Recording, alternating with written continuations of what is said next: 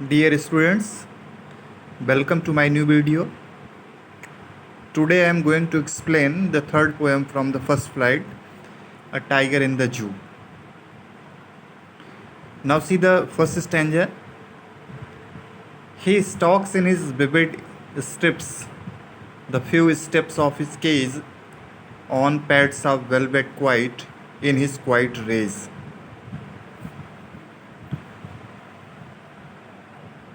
In this stanza, he stands for the tiger, stalks in his vivid strips. He means tiger. Stock का मतलब है walks with pride, अकड़ के चलना। और उसका जो फिजिकल अपीयरेंस है, पोएट ने वो बताने की कोशिश की है कि वो दिखने में कैसा है और क्या कर रहा है, कहाँ पर है वो। प्रिजन के अंदर है, केज के अंदर है, वो कुछ स्टेप चलता है,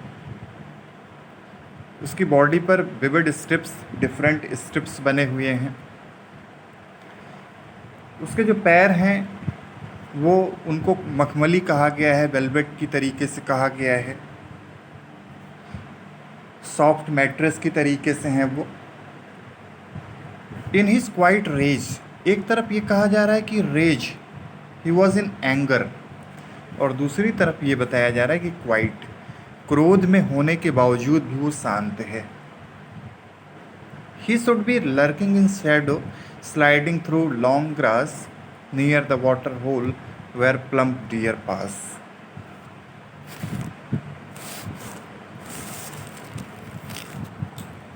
Tiger was baiting near the pond. He was lurking. Lurking means stay hiding. खुद को उसने छिपा कर रखा हुआ है और धीरे धीरे स्लाइड कर रहा है वो। कहाँ से? लॉन्ग ग्रास से। नियर द वाटर होल, उसने खुद को छिपा कहाँ रखा है? वाटर बॉडीज़ के पास में। और वेट किसका कर रहा है वो?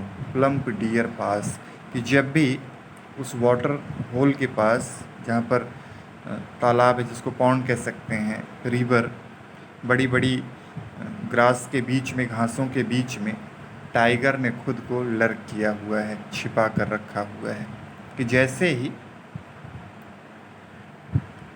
डियर, जिसको प्लम्प कहा गया है, प्लम का मतलब फैट है, जैसे ही वो आएगा तुरंत ही उसके ऊपर अटैक कर देगा टाइगर।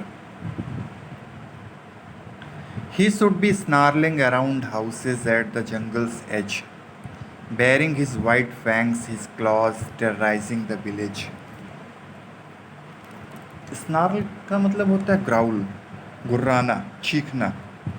एज, एज का मतलब किनारा है। फैंग्स, फैंग्स का मतलब टीथ, दांतों से। क्लॉज का मतलब आपको पता है नेल्स से है। टेरराइज का मतलब कॉजिंग फियर, डराना। टाइगर क्या कर रहा है? वो टेरराइज करने की कोशिश कर रहा है। जो फॉरेस्ट है, वुडलैंड है, उसके किनारों पर जो घर बने हुए हैं, जंगल के किनारे पर टाइगर आ जाता है और वहाँ पर जो विलेजर्स हैं उनको टेरराइज करता है, उनको डराता है। और किस तरीके से डराता है वो? अपने दांतों को, पंजों को दिखाता है, स्नार्ल करता है, ग्राउल करता है, गुर्राता है वो, और इससे वो डराने की कोशिश करता है विलेजर्स को। But he is locked in a concrete cell, his strength behind bars, stalking the length of his cage, ignoring visitors. जो टाइगर, जिसके बारे में ये कहा जा रहा है कि वो फैंग से, मतलब अपने टीथ से, क्लॉज से टेरराइज कर रहा है, टेरर दिखा रहा है विलेजर्स को, वही टाइगर की स्थिति तब चेंज हो जाती है जब उसको बिहाइंड द बार रख दिया जाता है, कंक्रीट सेल के अंदर रख दिया जाता है।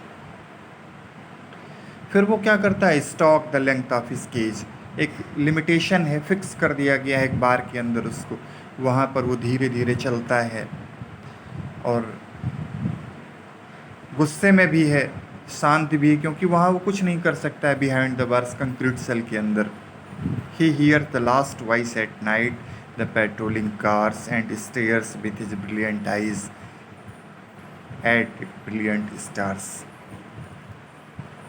In the last stanza, the poet asserts that Tiger was unable to sleep in peace, as he could hear the sound of the last patrolling cars of the Jew authorities. The sound of those cars showed the voice of city life. It is just opposite to the silence of the forest. The tiger stared at the stars in the sky at night. The sky represents the freedom that the tiger urged for. Last stanza में आप देखेंगे कि किस तरीके से poet ने ये बताने की कोशिश की है कि जो टाइगर जब फॉरेस्ट के अंदर होता है तो वो बिना किसी बंधन के मुक्त होता है, पूरे जंगल का राजा है, वो घूमता है, टहलता है, प्लम्प डियर का वेट करता है, और जैसे ही वो वाटर बॉडीज़ के पास आते हैं उनके ऊपर अटैक करता है और अपना शिकार करता है। लेकिन जैसे ही उसको बिहाइंड द बार किया जाता है, जैसे ही वो पिंजरे के अंदर आ जाता है, केज के अंदर आ जाता है, कंक्रीट सेल के अंदर आ जाता है, तो उसकी जो पावर है, उसकी जो स्ट्रेंथ है, वो इस तरीके से कम हो जाती है कि वो सिर झुकाए हुए है और उसी बार के अंदर बिहाइंड द बार्स वो चलता है धीरे धीरे सिर झुकाए हुए है, जबकि विजिटर्स तमाम आए हुए हैं, उनको इग्नोर कर रहा है, वो उनकी तरफ नहीं देख रहा है, क्योंकि टाइगर चाहता है कि वो जंगल के अंदर रहे, स्वतंत्र रहे। लेकिन हो क्या रहा है कि उसको बिहाइंड द बार कर दिया गया है, उसकी पावर को कर्टेल कर दिया गया है। अब few steps of his cage, वो कुछ स्टेप उसी केज के अंदर चलता है, मखमली पैर हैं उसके गद्देदार, क्रोधित है लेकिन वो कुछ नहीं कर सकता। उसको पता है कि जब वो कंक्रीट सेल के अंदर आ गया तो उसकी पावर को कर्टेल कर दिया गया है। रात हो गई है, पेट्रोलिंग कार्स की आवाज़ें आ रही हैं, गश्त करती हुई कार्स की आवाज़ें आ रही हैं उसको। ब्रिलियंट आइज़, चमकदार आँखों से वो चमकती हुई रात को, जहाँ आसमान में तारे चमक रहे हैं, उनको निहारता रहता है, देखता रहता है और ये सोचता है कि मैं इस जगह पर कैसे आ गया, मुझे तो बाहर होना चाहिए था, मेरा घर कंक्रीट सेल नहीं है, बल्कि मुझे बाहर जंगल में स्वतंत्र रूप से घूमना चाहिए। अब मैं कुछ पोइटिक डिवाइस आपको बता दे रहा हूँ। एलिट्रेशन आपको कई जगह मिल जाएगा जब आप देखते हैं stalks in his vivid stripes. S, prominent sound है, stalks, stripes, concrete cell. Fourth stanza में first line C prominent sound है। बिहाइंड बार्स, फोर्थ पैरा में स्टैंजा में आप सेकेंड लाइन में देख लीजिए, लास्ट में बिहाइंड बार्स, बी और बी साउंड प्रोमिनेंट है, ये एलिट्रेशन है। आप रेपिटिशन भी देख सकते हैं इसमें। Velvet quiet rage, brilliant eyes brilliant stars, ये रेपिटिशन है, एक तरह का ऐसा ये पोएटिक डिवाइस है जहाँ पर सिंगल वर्ड्स को रिपीट करते हैं। वो फ्रेज के रूप में हो सकता है, स्टेंजाज हो सकते हैं, और इससे म्यूजिकल इफेक्ट क्रिएट करने की कोशिश पोएट करता है। मेटाफर भी आपको देखने को मिल जाएगा इस पोएम के अंदर। जब पोएट कहता है पैड्स ऑफ वेलवेट, उसके जो पैड्स हैं, गद्देदार पैर हैं, वेलवेट की तरीके से हैं। और जब poet like, as, so as का यूज करता तो यहाँ पर सिमिली हो सकता था। इस पूरे पोएम की जो राइमिंग स्कीम है वो A B C B के अकॉर्डिंग चलती है। आई होप कि ये पोएम आपको पूरी समझ में आ गई होगी। कमेंट सेक्शन में आप बता सकते हैं। Thank you.